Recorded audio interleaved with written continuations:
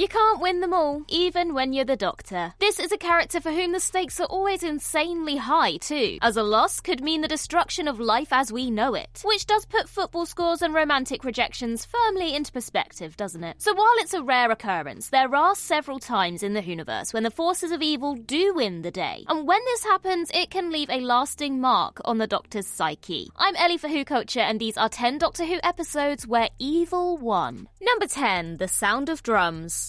Has the Doctor ever been more on the back foot than he is during The Sound of Drums? His arch-nemesis, the Master, has stolen his TARDIS and convinced the United Kingdom to vote him into 10 Downing Street. That's already a pretty big victory for the Master, but his hot streak only continues once he's installed in the PM's office. From there, he orders the destruction of the Rachnos ship and also provides the funds for Professor Lazarus to turn into a giant scorpion monster, all while orchestrating the fateful first contact between Earth and the Toclafane, just so he can be in a room with the American president. This, of course, wasn't for a happy meet and greet. By the end of The Sound of Drums, the Master has assassinated said president, unleashed the Toclafane on Earth, and had the Doctor and his gang arrested. Worse still, everyone then spends 12 months enslaved and imprisoned by an increasingly insane dancing Master. Even when the effects of the Master's Year of Terror are reversed, the trauma remains with the Doctor and Jack, the Jones family, and Lucy Saxon. A cold-hearted victory, if there ever was one.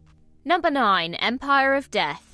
In the opening scenes of Empire of Death, Sutekh destroys all life in the universe, past, present, and future. I think we can chalk that up to a pretty big win for the guy. This was Sutekh's purpose, his mission, to destroy all life in the universe so he can reign supreme in his Empire of Dust with nobody to challenge his supremacy. It's a striking moment, even if you know that ultimately the Doctor and Ruby will save the day. But still, full credit to Sutekh. He really put the work in here. He hitched his wagon to the TARDIS almost 50 years earlier from our perspective. But in terms of the Doctor's personal timeline, Sutekh had probably been raw-dogging TARDIS flights for centuries, possibly even millennia. This enabled his army of Susan Triads to spread his gift of death to all of creation. And while the Doctor eventually reversed the death wave by, bringing death to death, Sutekh had a lot of time to bask in his victory. Number 8, Logopolis. From his very first appearance in Terror of the Autons, the Master was always on a losing streak. Even when he's not outright losing, he's getting in over his head and coming to the Doctor for help. So is it any wonder that in the mind of evil, we learn that the Master is absolutely terrified of the Doctor laughing at him? However, from the Keeper of Traken to midway through Castrovalva, the Master is on a bit of a roll. He gets a new body by possessing Nissa's father, uses Logopolis to destroy a section of the universe and hold the rest to ransom, and finally gets to kill the Doctor by knocking him off a big satellite dish. In other words, the Master basically gets everything he's ever wanted: a nifty new body, the death of his greatest enemy, and the universe in the palm of his hands. Nobody's laughing at him now, are they? Inevitably, though, he fumbles things by reaching beyond his grasp when he kidnaps Adric and builds Castrovalva. But that's hubris for you. Number 7, Cold Blood. Evil may be a strong word for it, but the darkest impulses of both humans and lizards ultimately win out in Cold Blood. The scared and vengeful Ambrose tortures Alea to death with a taser, desperate to find a cure for her father's condition and reunite with her Silurian-napped son. This murder effectively scuppers any hopes that the Doctor has to finally negotiate peace between the humans and their Earthmates. The Doctor even angrily confronts Ambrose and reveals he's disgusted by her behaviour, a rare moment for the man who so often sings humanity's praises even when the chips are down. Alea's sister, Restak, swears revenge on Ambrose and her fellow humans. Peace talks descend into chaos, and the Doctor is forced to hastily send all of the Silurians back into hibernation. And to top it all off, Restak guns down Rory, leaving him to be erased by an inconveniently placed crack in space and time. All of this means that by the end of Cold Blood, paranoia and xenophobia have won the day, destroying any chance of harmony between humans and Silurians for at least another century. Unless, of course, the war between the land and the sea finally gives the two sides a peaceful resolution. I guess we'll have to wait and see. Number 6, Mind Warp. Mind Warp has one of the bleakest endings in all of Doctor Who. In fact, Mind Warp is pretty darn bleak full stop. From the Doctor chaining Peri to the rocks, to the unsettling climax in which Lord Kiv is now inhabiting Peri's mind. And then we watch as she's killed by a furious Brian Blessed. While this ending is retconned later on, in the moment we all believe that Lord Kiv has succeeded in his plan. Worse still, the Valiard and the Inquisitor both heavily imply that Peri's death was sanctioned by the Time Lords because Crozier's mind-swapping experiments could not be allowed to continue. And even when Peri is revealed to have lived, it's not because of any forgotten heroics by the Doctor. No, he still disappears in the TARDIS and leaves her to her fate, with her marrying King Yrcanos and the Doctor leaving her behind. So Lord Kiv briefly got his new body, and the Valiard succeeded in making the Doctor look like the sort of man who would leave his companion to die. That's 2 evil victories for the price of 1. Number 5, the Pandorica opens.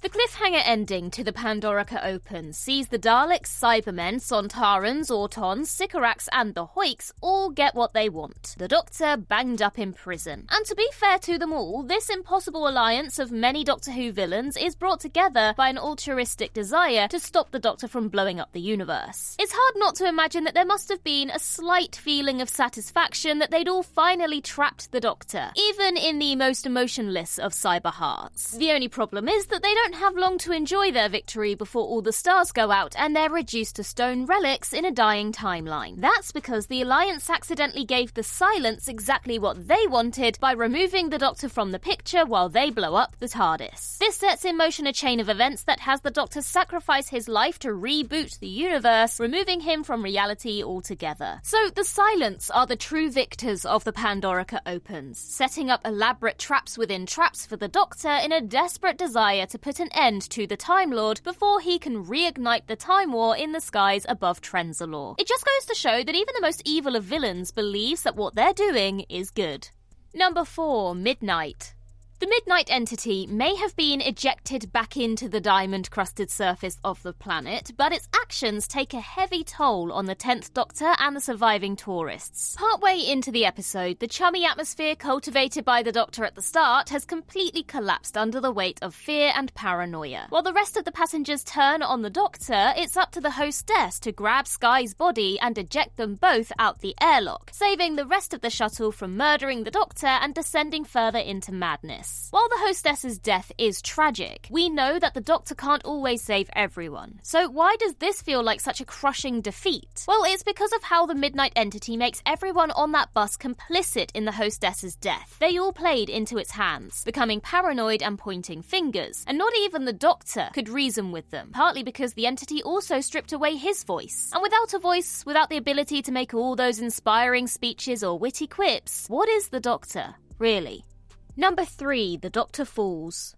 The situation in The Doctor Falls is truly hopeless. The Cybermen are relentlessly converting the colony ship's residents, Bill has been turned into a Cyberman, the Master and Missy are content to make things worse or bugger off entirely, and there's seemingly no way off the ship. And yet the 12th Doctor continues to make a stand as he explains to the Master and Missy in his beautiful impassioned speech, "If I run away today, good people will die. If I stand and fight, some of them might live. Maybe not many, maybe not for long. Maybe there's no point in any of this at all, but it's the best I can do, so I'm going to do it, and I will stand here doing it till it kills me." The Doctor succeeds in buying Nardole and the kids time to escape by destroying as many Cybermen as he can. However, he's eventually gunned down, left for dead on the scorched earth of a battlefield. It's a heroic sacrifice, but it can't be called a victory. As Nardole observes, the Cybermen will eventually regroup, and then it will be up to him to come up with some other solution to repel them. It's a bleak reminder of how relentless the Cybermen can be, and how it's highly likely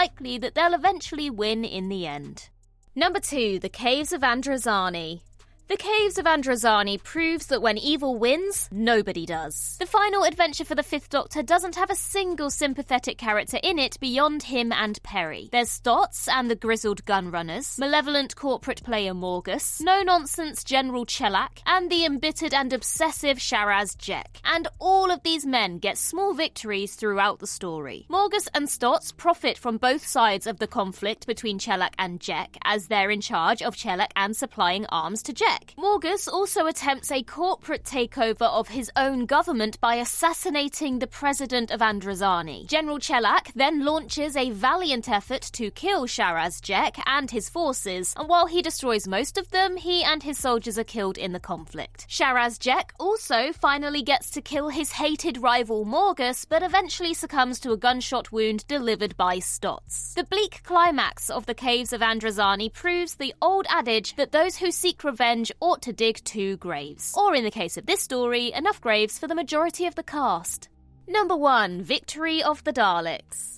I mean, the clue's kind of in the title. Even though the British Army's short-lived outer space division repels the Daleks, Amy defuses the bomb in Bracewell's chest, and London is saved from the Nazi bombing raids, the Daleks resolutely succeed in what they set out to do. Victory of the Daleks is a long con by Scaro's finest to trick the Doctor into verifying their new and improved form. From acting as loyal servants to the British Empire, to ingratiating themselves with Winston Churchill, everything the Ironsides do is designed to trick the Doctor into affirming their existence. It's the Doctor's testimony that triggers the Dalek progenitor, giving birth to their unforgettable multicoloured evolution. Stuff like the Bracewell bomb and turning on every light in London was merely a distraction to allow the Daleks to escape and start spreading death and destruction across the cosmos. Doctor Who's merchandising arm probably also thought this glow-up was a bit of a victory for them. Surely all the kids would take these big colourful Daleks to their hearts, buying bucket loads of merchandise and ensuring repeat appearances. Yeah, about that.